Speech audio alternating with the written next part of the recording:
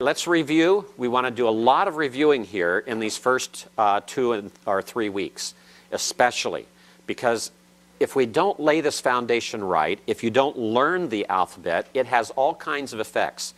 Because what you want to do is to be able to read the Hebrew aloud, even if you don't understand the vocabulary. So that we want to get to that place where you're reading fluently, easily, so that the words come to you easily, you pronounce the vocabulary correctly, and you begin to note patterns, and it doesn't slow you down later then as we begin to put words with grammatical concepts, as we begin to put sentences together. We don't want you still back there working on the phonetics of the situation. So let's go over the alphabet again. The first letter is? Aleph. Second?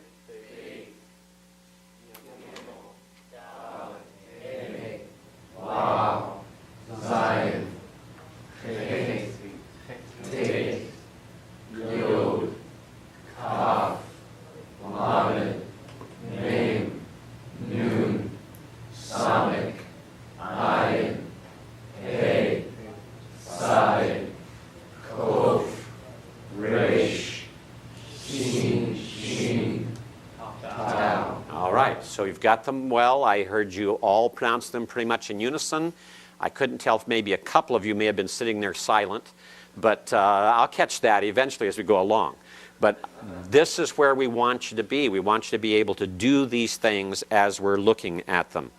And then let's go to, again, a review of some of the special consonants or characters. First of all, what we call the gutturals or the throaty five. These have special rules for them. They refuse the doubling dogish, which is the dogish forte. They prefer A-class vowels like the pathek, like the comets, like the hatif pathek and the hatif comets. They prefer A-class vowels, and they prefer compound schwa. In those situations where a half vowel is needed, they prefer a compound schwa. So they will take a compound schwa. Even if it's a hatif segol, they will prefer that rather than having a schwa. Now, the one thing that I mentioned before, and I want to emphasize again, the one of these five that is a maybe, that is only sometimes behaving like a guttural, is that last one, the resh. Because resh can be doubled. Resh can take a simple schwa rather than a compound schwa. And you'll find many situations in which resh does not appear to require or desire an A-class vowel. But all the grammars include it because it does behave that way from time to time. But the first four, you have to count on them almost always dealing that way. Now, one rule you're going to learn in Hebrew is that for every rule there is an exception, including that one. There may be a rule that doesn't have exceptions, but there are some that do have exceptions. So, for example, the chayth later we'll find some exceptions for. But that's language. Language is not always consistent. It varies. Remember, the silent letters are the aleph, the hey, the waw, and the yod, and also the ayin can be used as a silent letter. One of the reasons it's not included in here is that a majority of Hebrew grammarians believe that the ayin had some sort of sound associated with it that has been lost, and there's a debate as to how it should be pronounced. And whether it's just a closing of the throat, g, like that, or, you know, like in Gomorrah, Sodom and Gomorrah, and that's why we have a G transliterating the name. Exactly how that works and when it works is still a very debated item. Why we don't have any surviving, living, breathing biblical Hebrew speakers from before 400 BC. So it's hard to know these things. The vowel letters, the hey, the waw, and the yod. In ancient Hebrew, these letters took the place of vowels. So, for example, at Qumran, when the manuscripts have no vowel pointings, the vowels are added by the Masoretes starting about AD 500. Then how are the vowels indicated for words that need the variation to be given so that you can understand which word is intended? They used the vowel letters. We'll be talking a lot about that as we go along from time to time and mentioning it.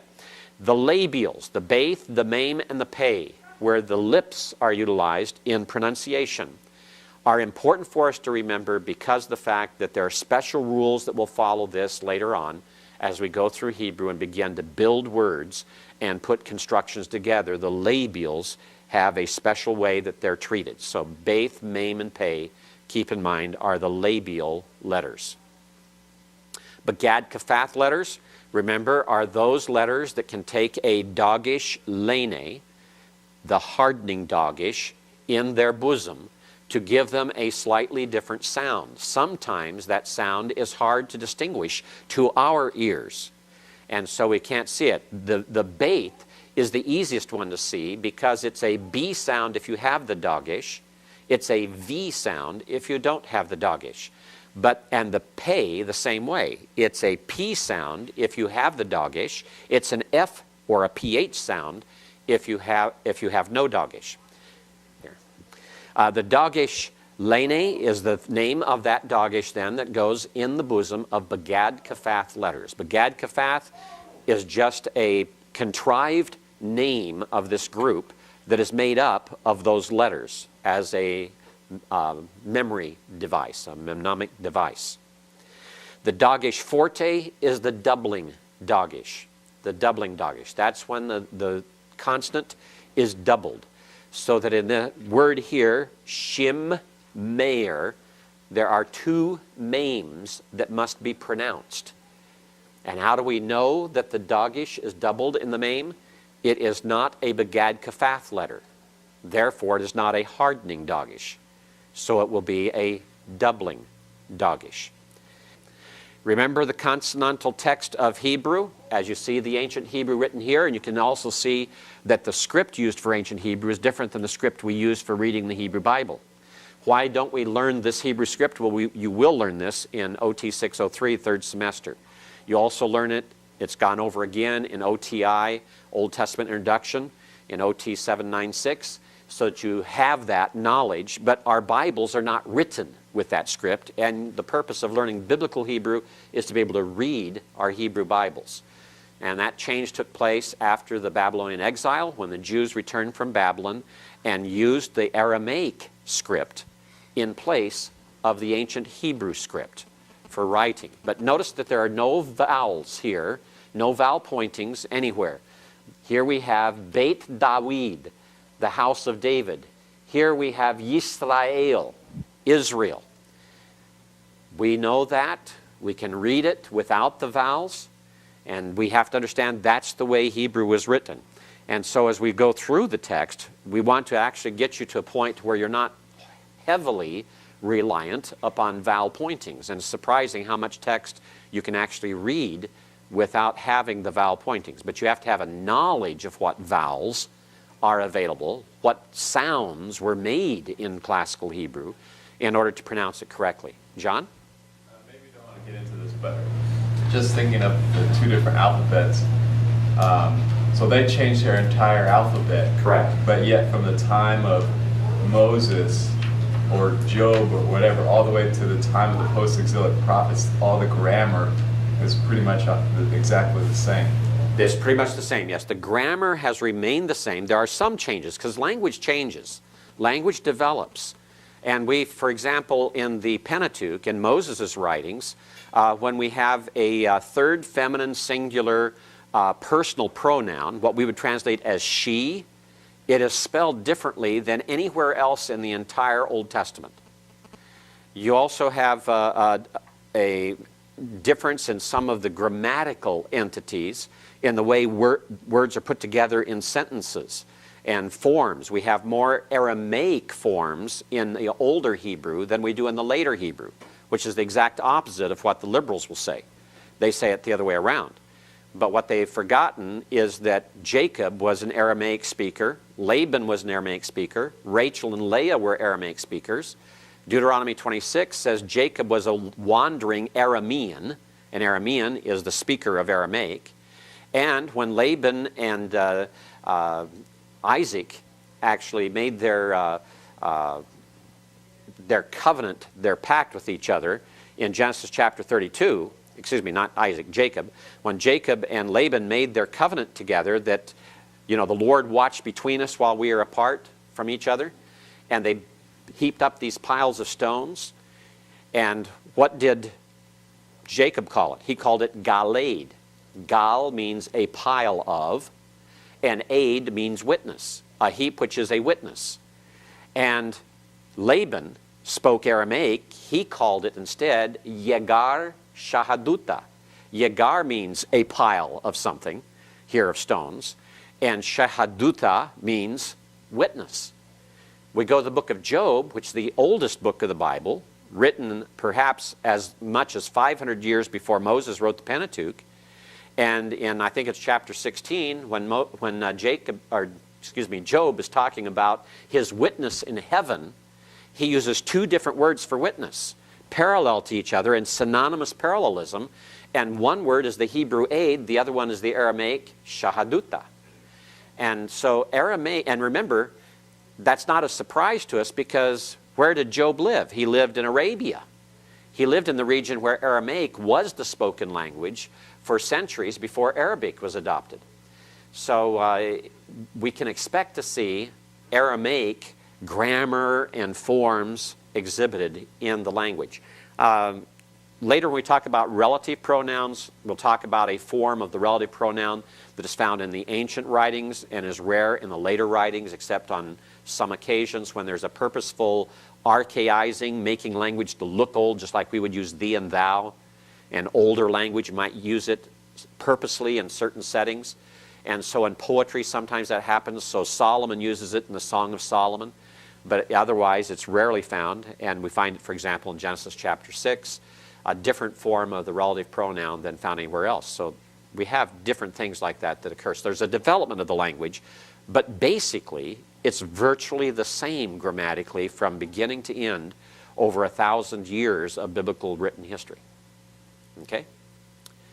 In fact, more than that, it'd be about 1,500 years plus, because you put the book of Job at least by the time of Jacob, 1800 BC, at least. That's the latest date for the book of Job.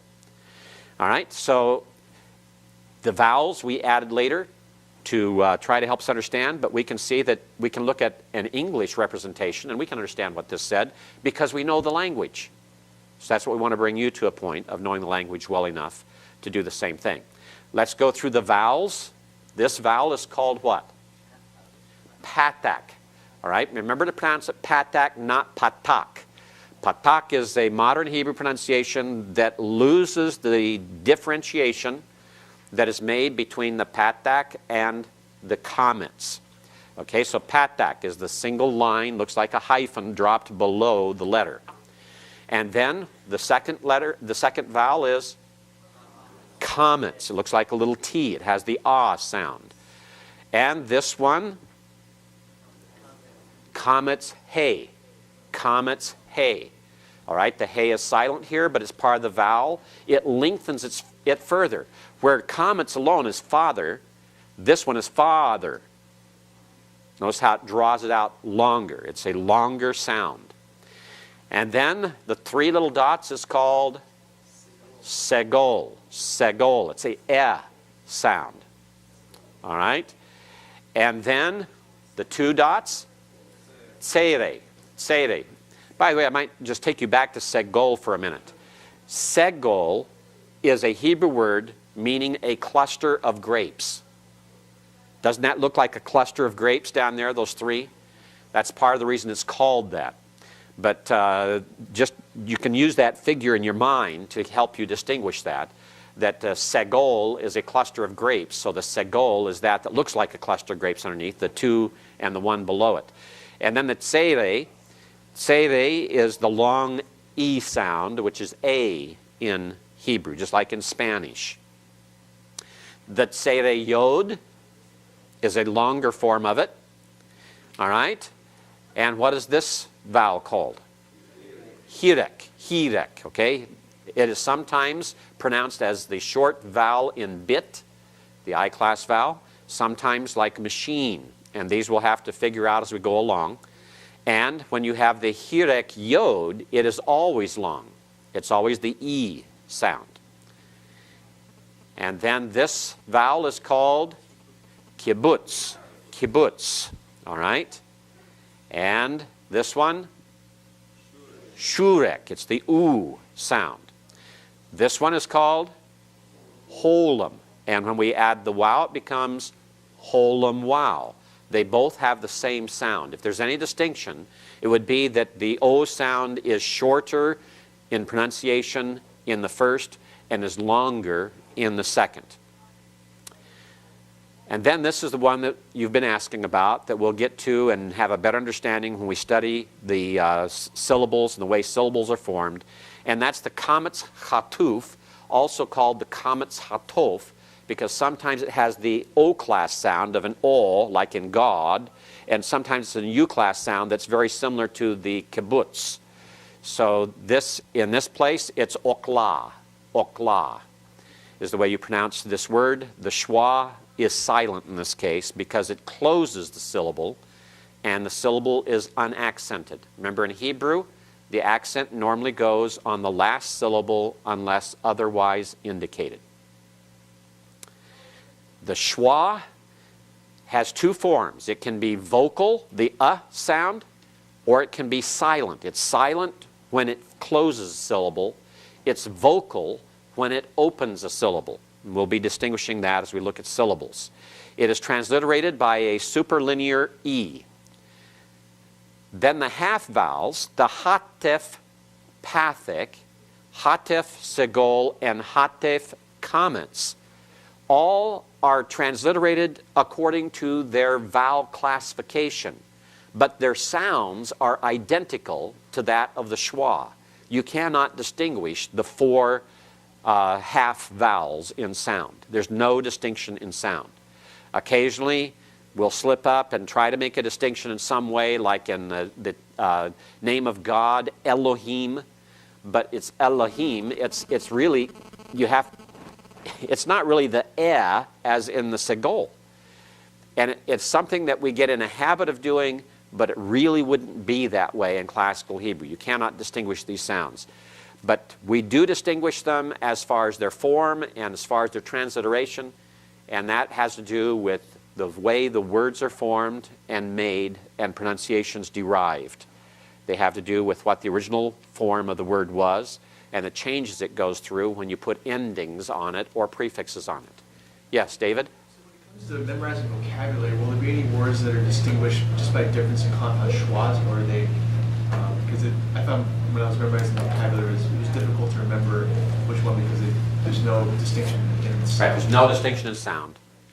So it's just a distinction in form.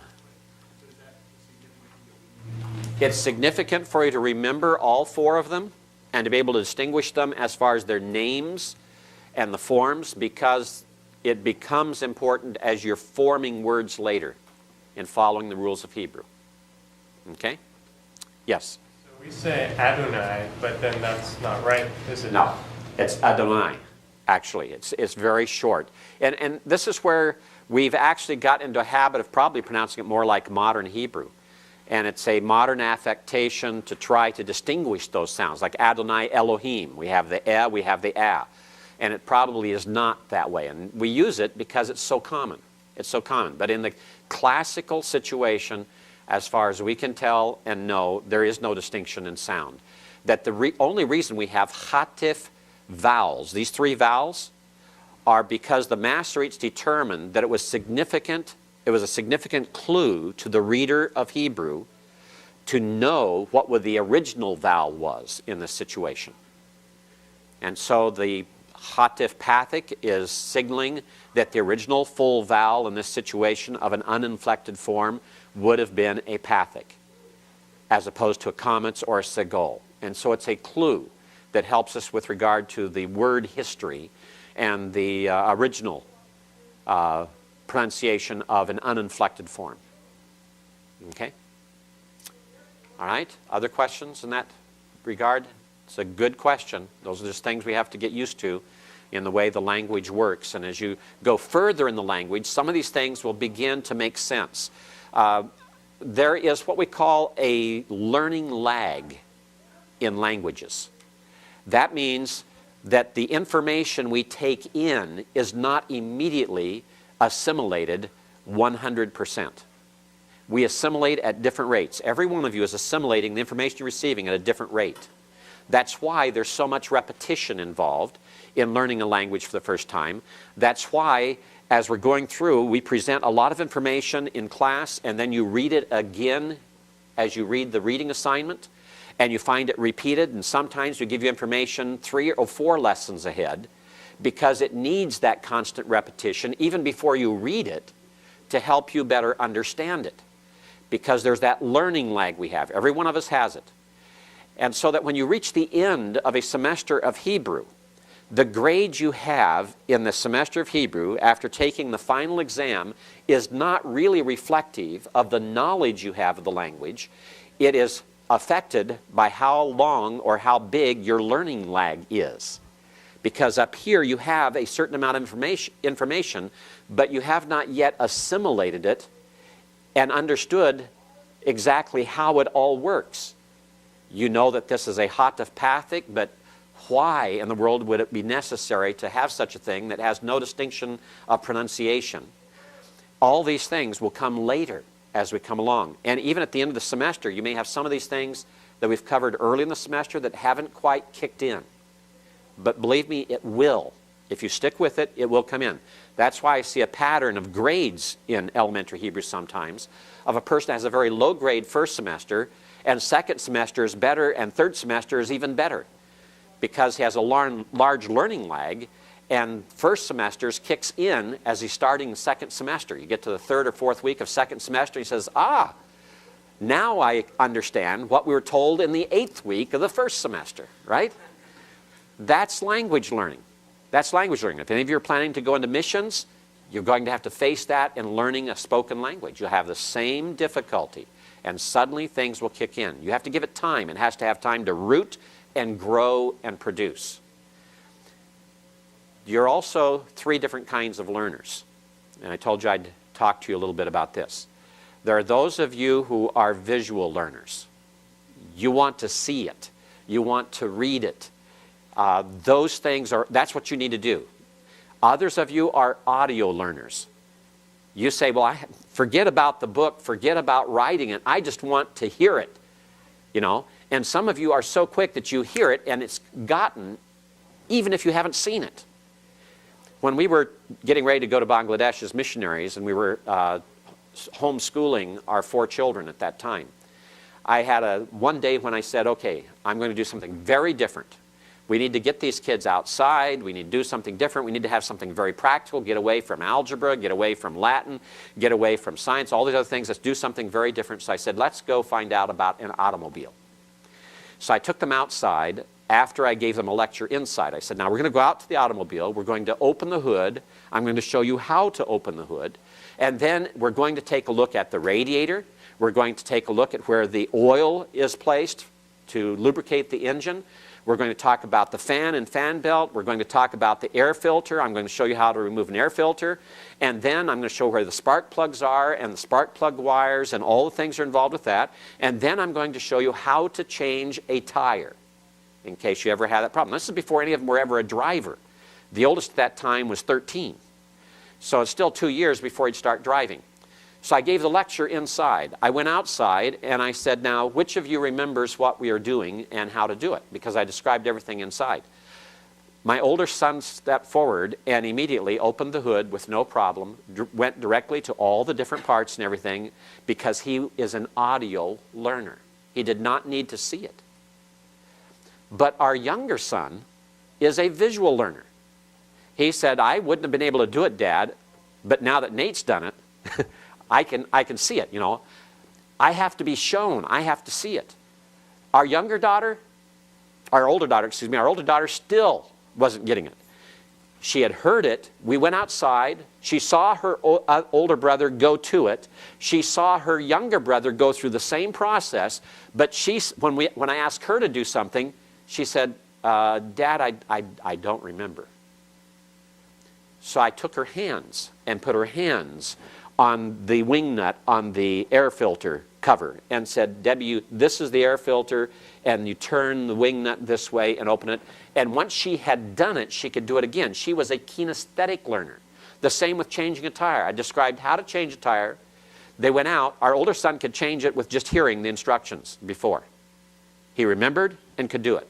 Younger son had to watch the older brother do it. Our older daughter had to actually do it. Again, I had to take her hands and show her exactly how to do the things, how to place the jack, what to do with the jack, how to get it to go up, how to get it to come down, how to put the lug wrench on, which end of the lug wrench, because I had a 4-part one, which end of that to put in there and how do I know that, all those things. Then what do you do if the lug nut is too tight? She had to actually do those things before she could understand them, kinesthetic learning. Now, if you're a kinesthetic learner for Hebrew, you've got to work extra hard. You've got to make your own flashcards for study. Don't rely on a computer.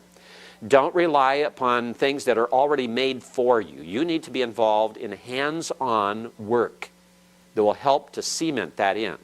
You need to write out, you need to create and make your own flashcards. You need to create games for yourself. You need to post Post-it notes all over your mirror at home so that when you're shaving and brushing your teeth, you've got them there to pronounce. And you've got to start thinking about different things that are going on. You've got to think when the sun rises up, you say, Boker Tov, good morning. That when the sun goes down, you say, Boker Erev. And you've got to do it. You've got to practice it with your children. You've got to try to teach your children. Because by the doing of it, you're going to learn and maintain the language. And we'll have exercises in class when we get to that level of comprehension of what is said, where, like with prepositions, I'll have you putting your hands over the table, under the table, beside the table, etc., in order for you to better understand. And the kinesthetic learners are going to gain from that more than anyone else. So learn what kind of learner you are. It will help you in learning languages. It will help you learning many things. It will help you make up. You're not deficient in learning. You learn by a different method. You can learn just as well, just as accurately. You just have to find out. I'm a visual learner. That's why I make all kinds of charts. I draw pictures. I use illustrations, even on my PowerPoints when I'm teaching Sunday school. It's not so much for the class as for myself. But I've learned that if I need to do it for myself, there's other visual learners that need the same thing. For you kinesthetic learners, in a couple of weeks, I'm going to bring in my Hebrew Scrabble board. All right? We've got all kinds of things. That's why we have songs. Songs is another way to do language. We have the alphabet song for kinesthetic learners. Audio learners really benefit from that, but so do kinesthetic learners. So find out what kind of learner you are and look for that. But anyway, all that just to say, don't be concerned if some things just don't seem to quite click yet. This is only the second week that we're closing. And most of you are still in last week. All right? You're still with the alphabet, and the vowels this week are just extra stuff that you're trying to figure out. Now, why do I have to have these? What do I do with them? All of those things, it will all come to pass, and it will fall in place eventually as we go through. Now, let's talk about the vocal schwa, the vocal schwa. When you have a schwa, that 2 dots, under a letter, beginning a syllable or beginning a word, it is vocal. Now, in your textbook, all of this is explained to you starting on page 37, I believe it is. It's chapter 4. It's your reading for next Tuesday, I believe.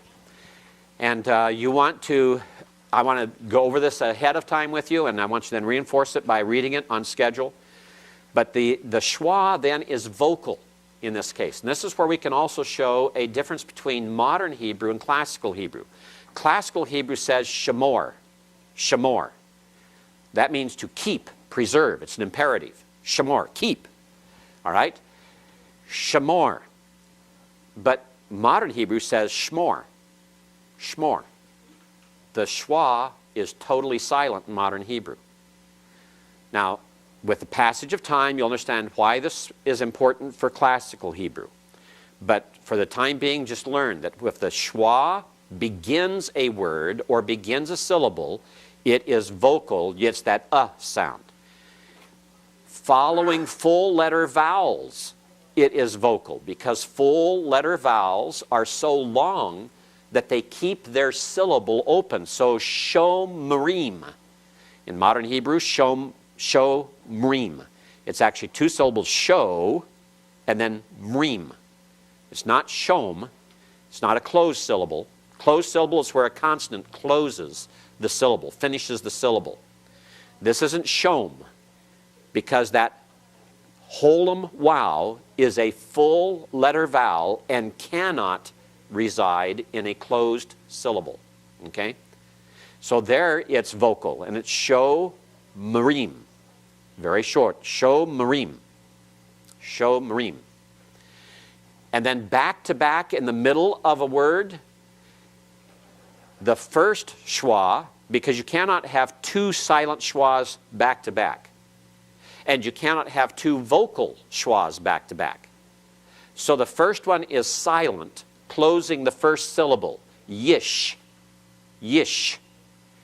And the second one is vocal, opening the next syllable, yish, maru. Yish, maru. Everyone pronounce it with me. Yish, maru. Okay? Yish, maru. All right?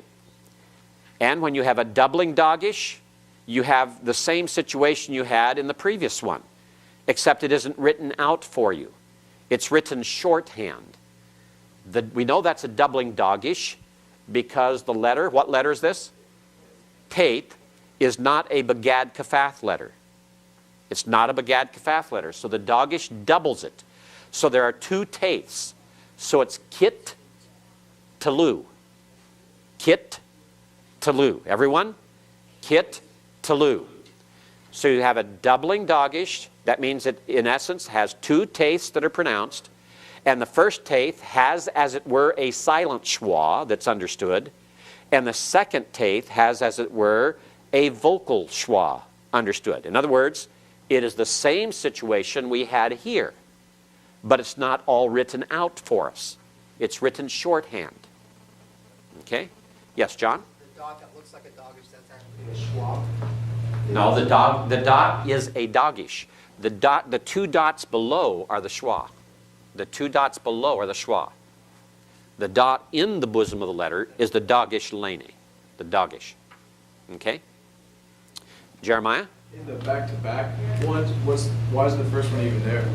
Why is the first one even there? Because the Masoretes, starting 500 AD, determined that in the written form of vocalizing the language and representing the spoken pronunciation, that every consonant must have a vowel under it.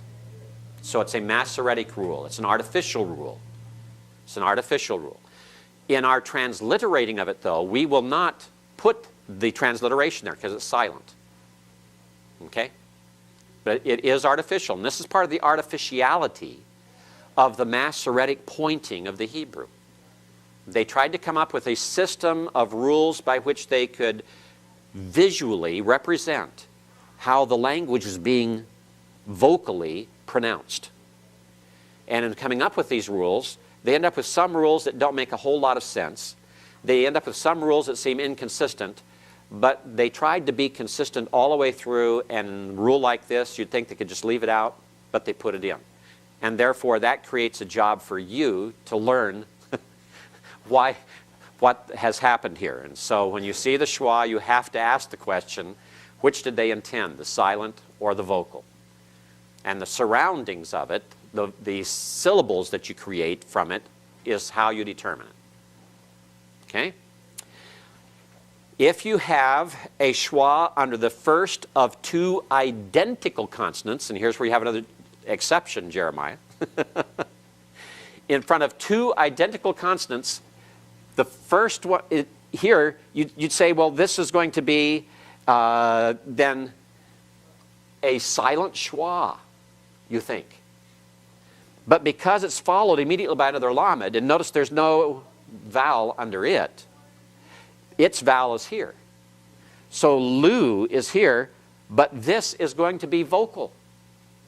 This schwa will be vocal. So it's not hal-lu, it's ha-le-lu. Isn't that what we learn in even our anglicized version of Hebrew when we say hallelujah? You've been speaking Hebrew for a long time.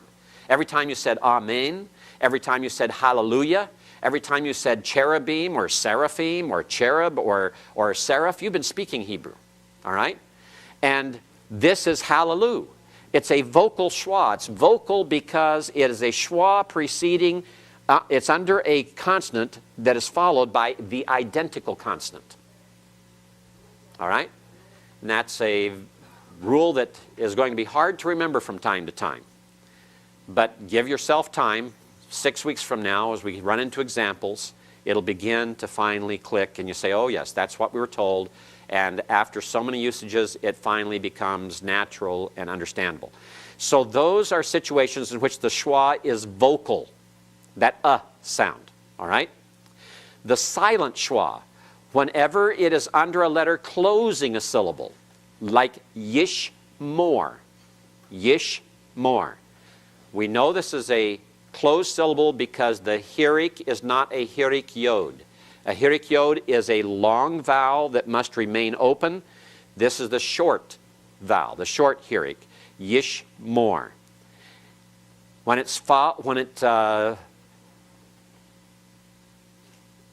follows an accented syllable, when you have a syllable that is accented, like you have the accent here over the lamed, that's lake na, lake na. Okay, it is a silent schwa when it's placed on an accented syllable. Lake na. No sound for it. As Jeremiah said, it would make a lot of sense to just leave it off. All right? The vowelless final kaf has a schwa in it. It is silent. This is melech. You've heard the Hebrew names Abimelech. You've heard the name Melchizedek. There are many uses of melech in Hebrew. And melech means king. Notice the accents on the first syllable. Notice the accent over that first syllable. Melech is king. That schwa in the kaf sofit is silent. And then when you have them back to back at the end, you violate the two schwas in a row, cannot be silent. This becomes shamert. Shamert. Both are silent. It's an exception to the Masoretic rule, and the exception is because it's at the end. And as we talk about the rules of making syllables, this one will suddenly become evident. When we get to that after the break, we'll come back and we'll take a look at that again, and you'll suddenly have an understanding because of the way syllables are formed, the rules for syllables, which are very different than in English. And then when you have them back-to-back in the middle of the word, the first schwa is silent, the second is vocal, always. And I say always advisedly, remember, because in Hebrew there's always exceptions to rules, including that one. But you would expect it to be yish maru. Yish maru. Okay? The first one is silent. The second one is vocal. As we get started again, let me mention a newspaper article that I found in the the Daily News that was on August the 26th, Saturday, August 26th. And it said, College to Debut Hebrew Program. And it's Valley College in Valley Glen.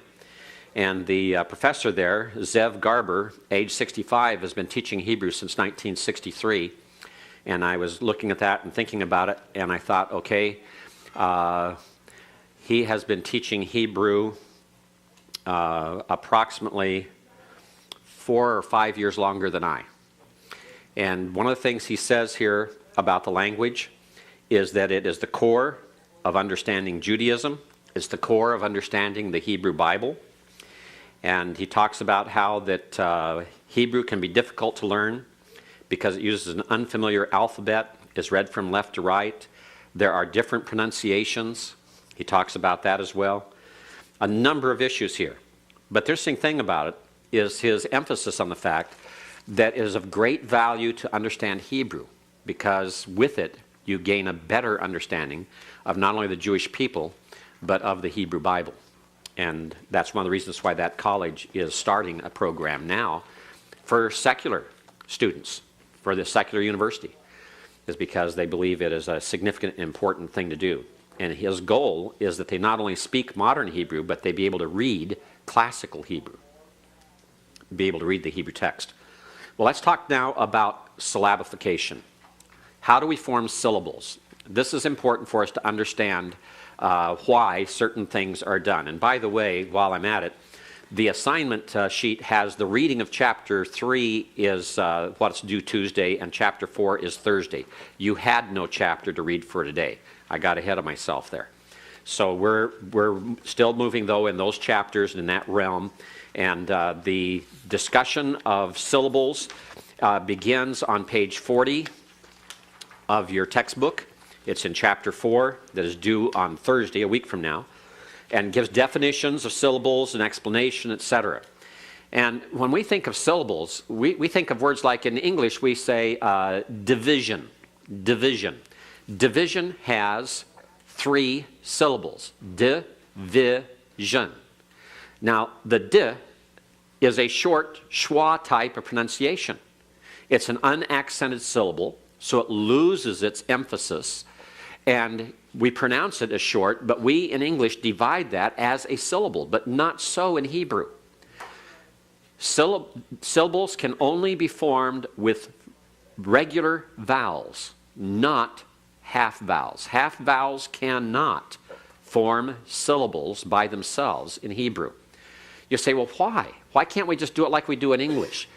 Because the rules of Hebrew for both pronunciation and for the way that words change and develop when you add suffixes on them and prefixes on them require that we understand that rule for syllabification that was devised. Actually, it was not devised by the Masoretes. It's the Masoretes figuring out what is the scientific way to describe what happens in the Hebrew language, and then they proposed these rules for syllabification that fit the way the language was conveyed, the way the language is formed, and the way the language is pronounced. The first rule is that only full vowels, not full letter vowels, only full vowels, like comets, patak, segol, kibbutz, shurek, holem, only those vowels can form syllables.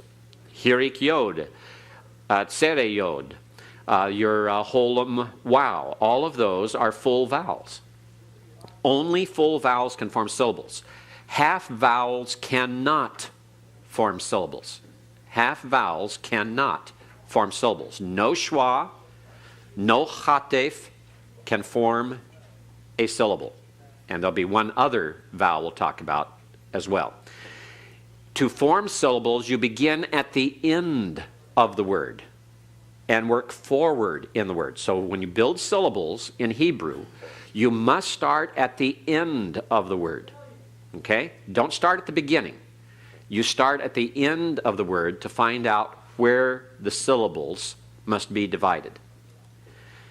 So that if we have a word like ele, and there's usually an accent over the top of this, but when you pronounce that, we have a doubling dagish, because the lamed is not a bagad kafaf letter.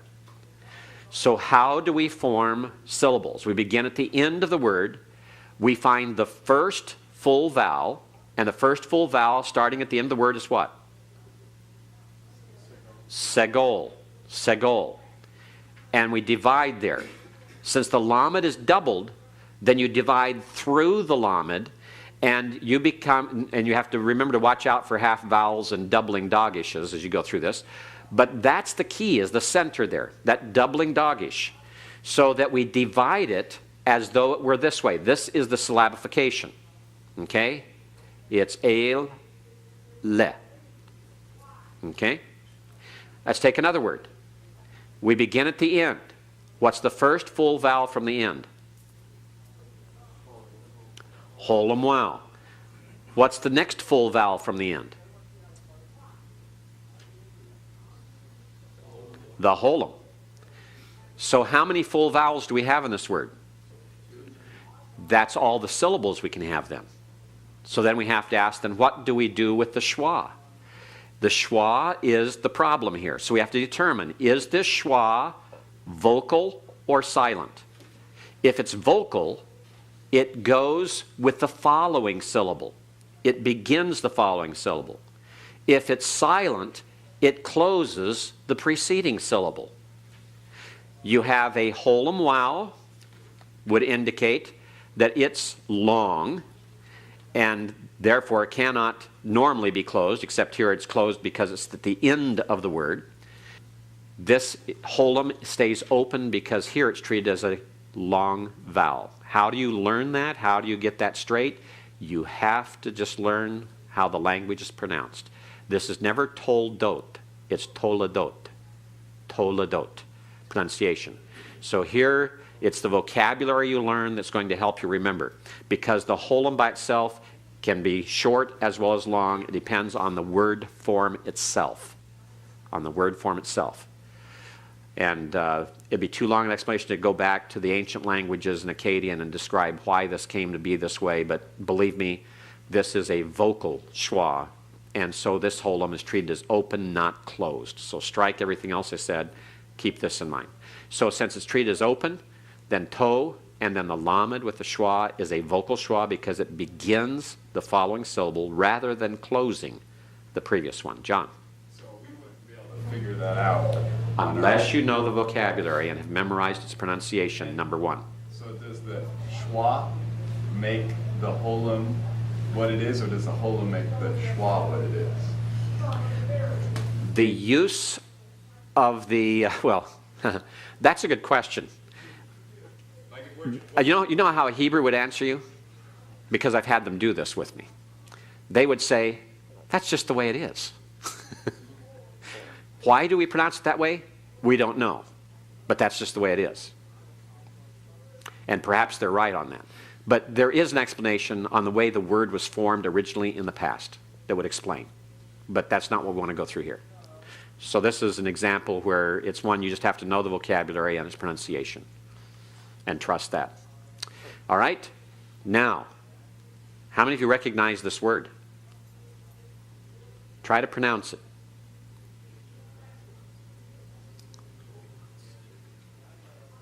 Chad, can you pronounce it? No, sir. How about you, Kyle?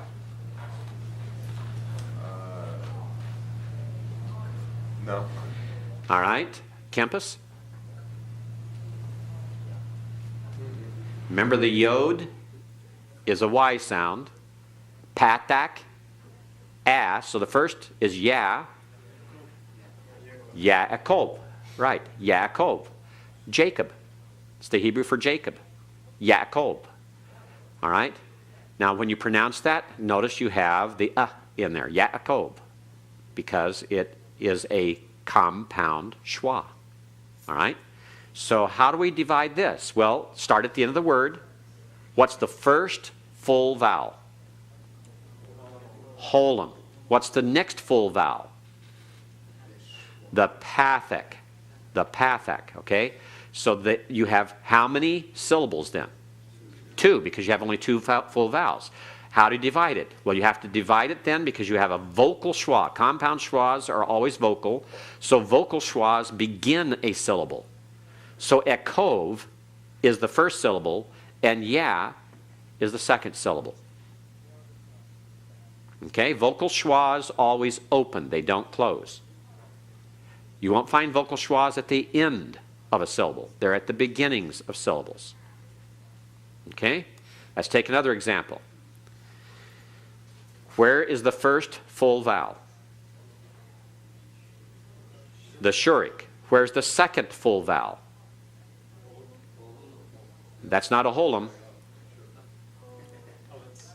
That's the dot over the left horn for a scene. And you know it's not a holum because it already has a vowel underneath it. Notice, it has a schwa underneath. All right? Now, if there were no vowel underneath the scene, then the dot can do double duty. It can be both a holum and the dot for the scene. Remember the Hebrew rule? Every consonant must have a vowel, with the exception of final consonants. Okay, we saw that in Yaakov, Toledot, all right? The final hey in Ele is a silent hey. It's a segol hey type vowel. All right, so we have a schwa there, so the dot over the scene is not a holum, it's just the dot over the scene. So what's the first full vowel after the shurik? Hirik. Hirik. The hirik under the yod. On that yod, is that a shurik? What's that dot on the yod? The dot on the yod, inside the yod, that's the doubling dogish. Oh, dogish. I was thinking it was another shurik. No, doubling dogish. Mm-hmm. All right. And then what's the next full vowel? Patak. Okay, everyone patak. Everyone say patak. All right. So then as we look at this, we're going to have 3 syllables. 3 syllables. Now we know if we have 2 schwas together in the middle of the word, the first schwa is silent, so it closes a syllable. The second schwa is vocal, so it opens a syllable. So we're going to divide between the 2 schwas. So as we look at this, the first syllable is na'u. The second syllable is yish. The third syllable is way. And it's a silent schwa. And it's pronounced way because a pathic followed by a yod, even when the yod is normally used as a consonant, is pronounced I. So this is why yis na'u. Why yis na'u. Everyone? Why yis na'u. Again. Why yis na'u. Okay? Now, you have a vertical line here. That vertical line is representing an accent. It's called a secondary accent.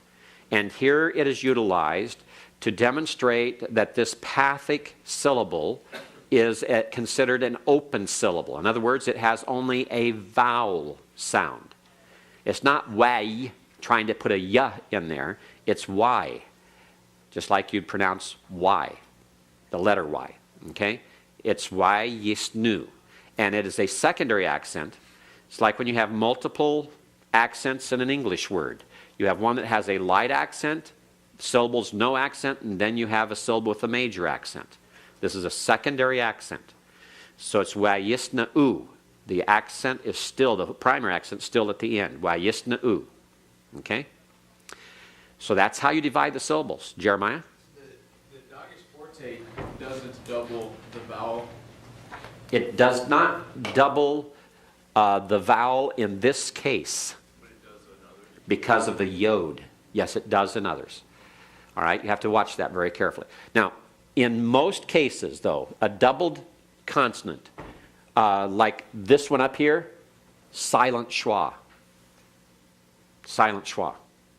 And in fact, you asked the question, does it double the vowel? It only doubles the vowel if it's a schwa. It cannot double any other vowel. It doubles the consonant. In doubling the consonant, the first consonant always has a silent schwa. So, in clarification, it never doubles the hirik. It doesn't double the segol.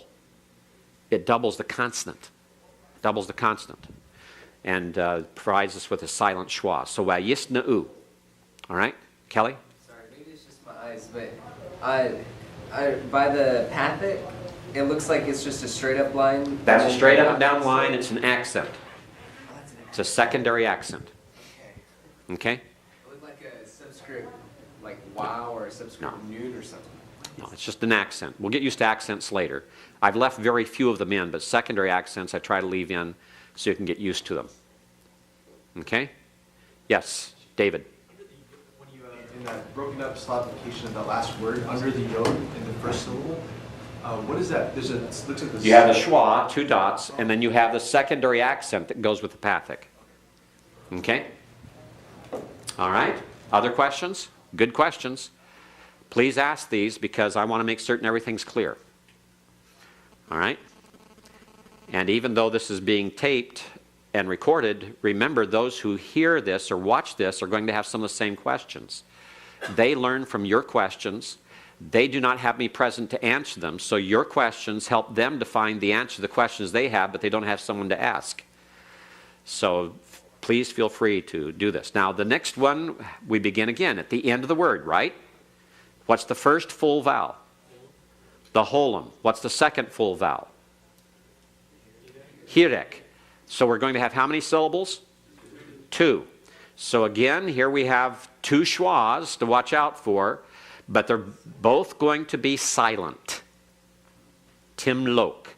How do we know it in this case? Because this happens to be a verb, and the tau is a verb prefix, and therefore we know that it's going to be a silent schwa here. Okay? How many full vowels are in this word? It's the word meaning dream, halom. Only 1.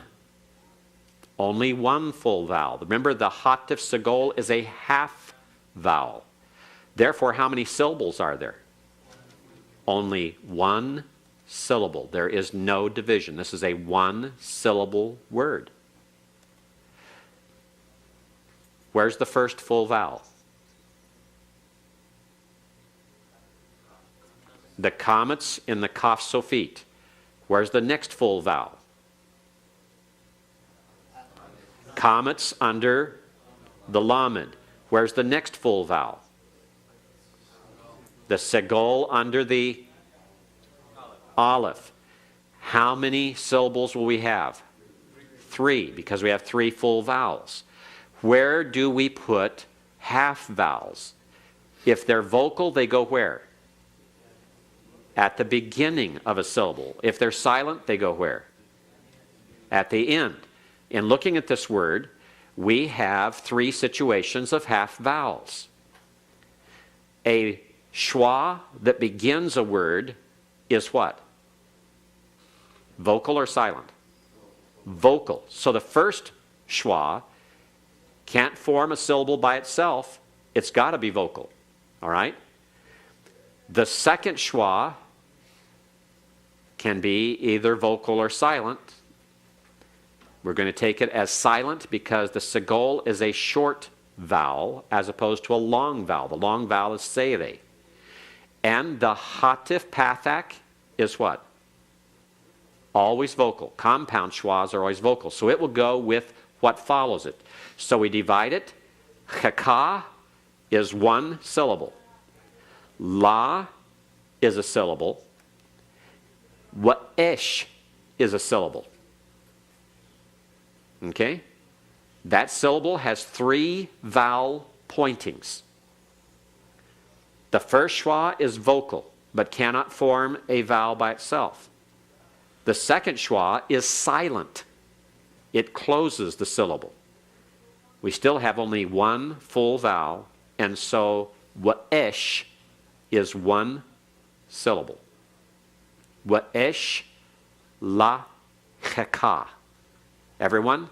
Wa'esh la cheka. Again.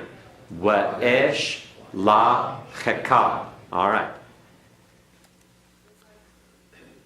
We're getting longer here. The test, all right?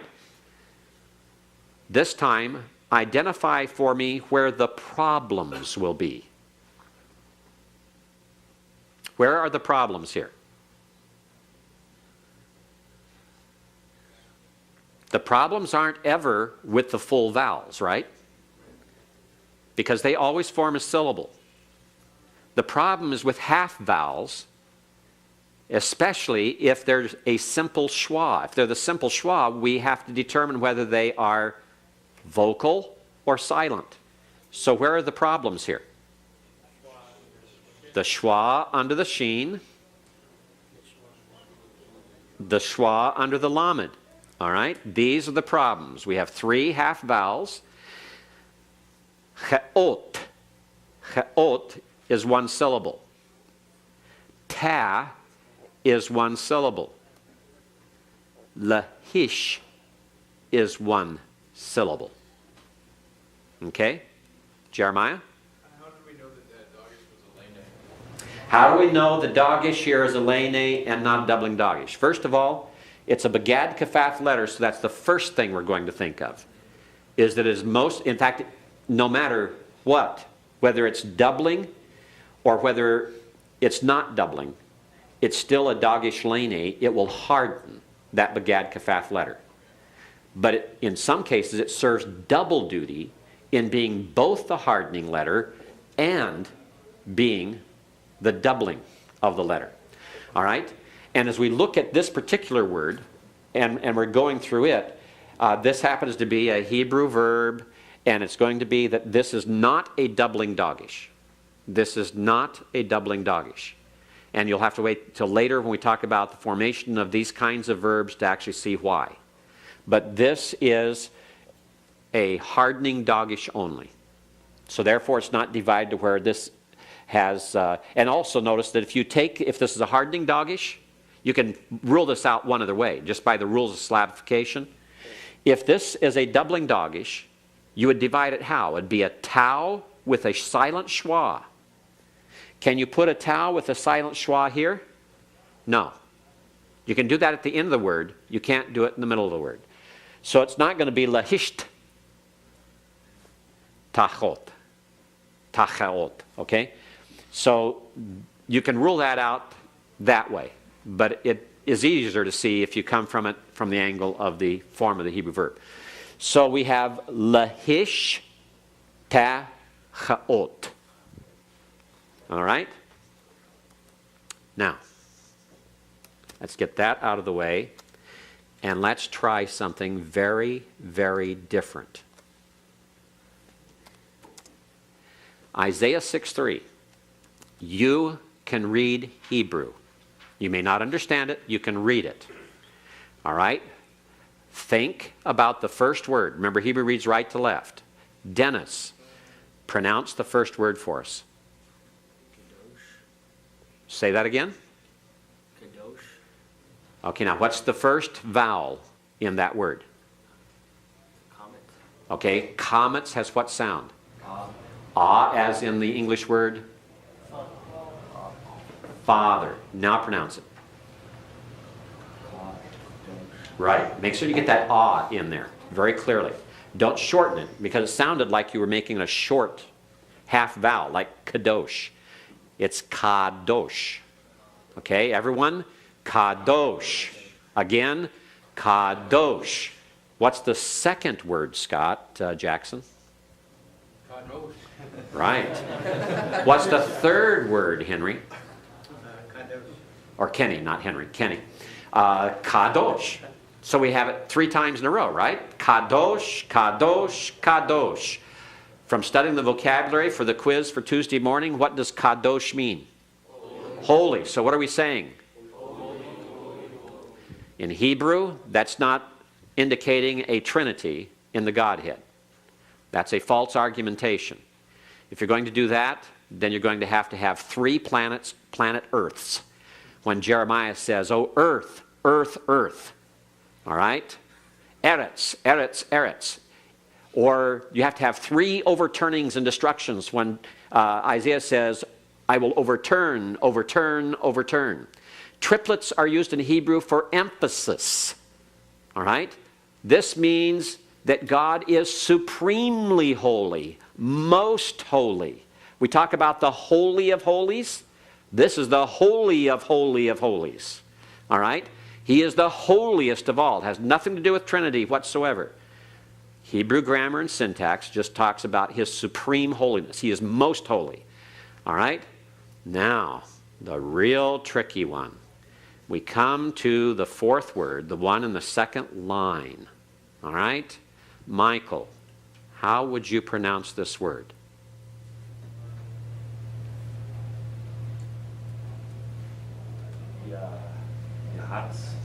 No. You got part of it. You started there. How about coming over here to Eric? Yahweh. Yahweh. You do not pronounce the vowels that are there. Those vowels are artificially there.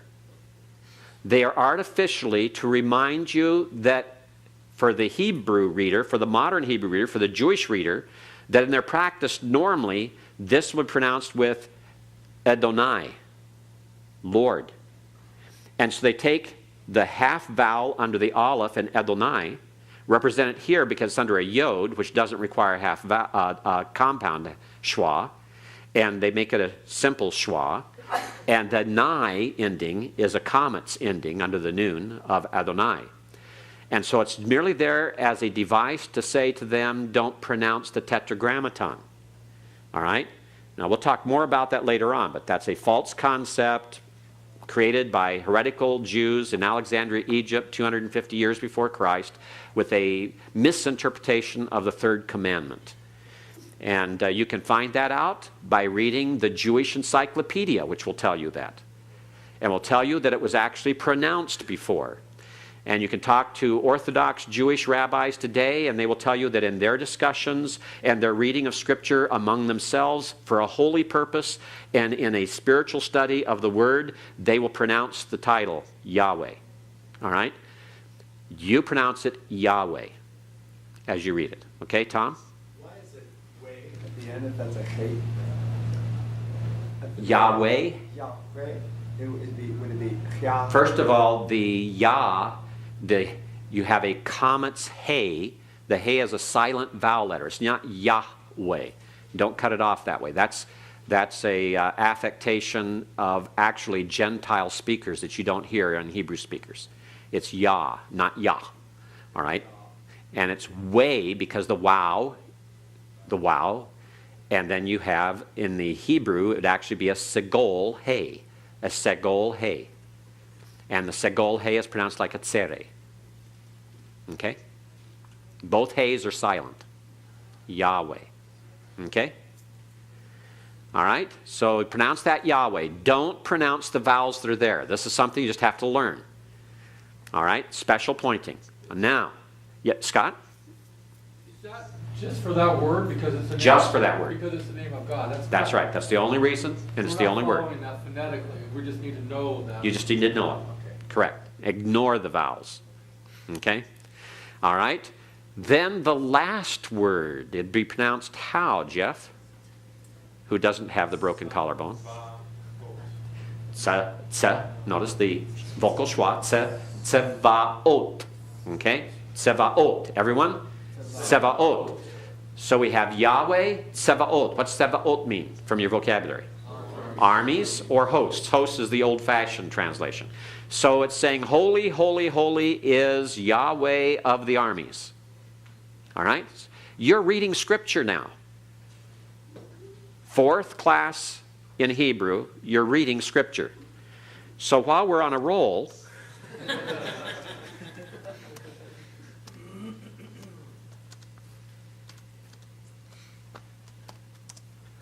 let's do another one. All right? Greg, pronounce the first word for me.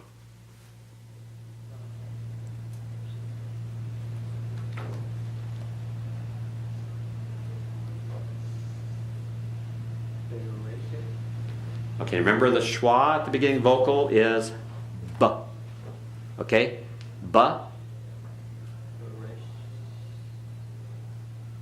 What's the next vowel? The two dots side by side? Tsere. Ba-re. Hirek. E. Okay. Bereshit. Bereshit. Everyone? Bereshit. All right. The next word, Gus.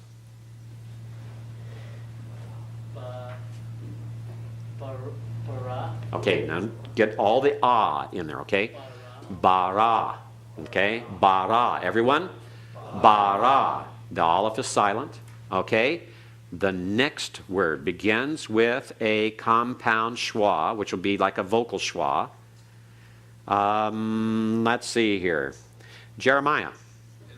Okay, now, notice he used the as in segol, because hatef segol.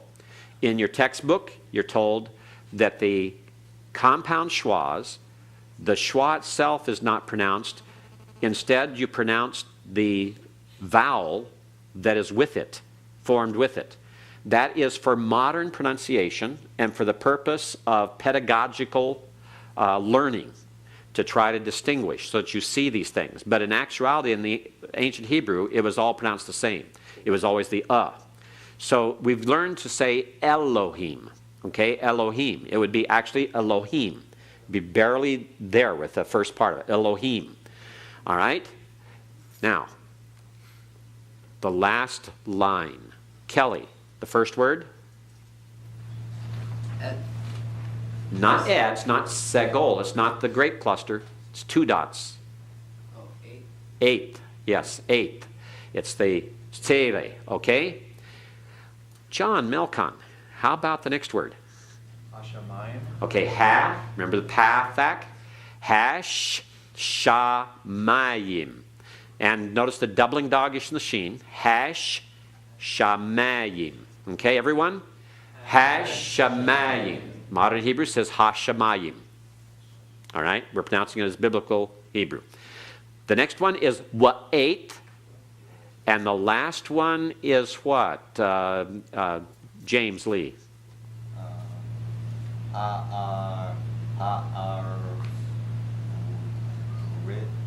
Ritz. Okay, haaretz. Haaretz. Okay, let's read it all together from start to finish. Bereshit bara Elohim et hashamayim wa'et haaretz. Genesis 1:1, in the beginning God created the heavens and the earth. So you can read Scripture now. You should be able to pick up any part of the Hebrew Bible and now read it, because you have the consonants, their sounds, and the vowels and their sounds. Start practicing that immediately with everything you see in Hebrew.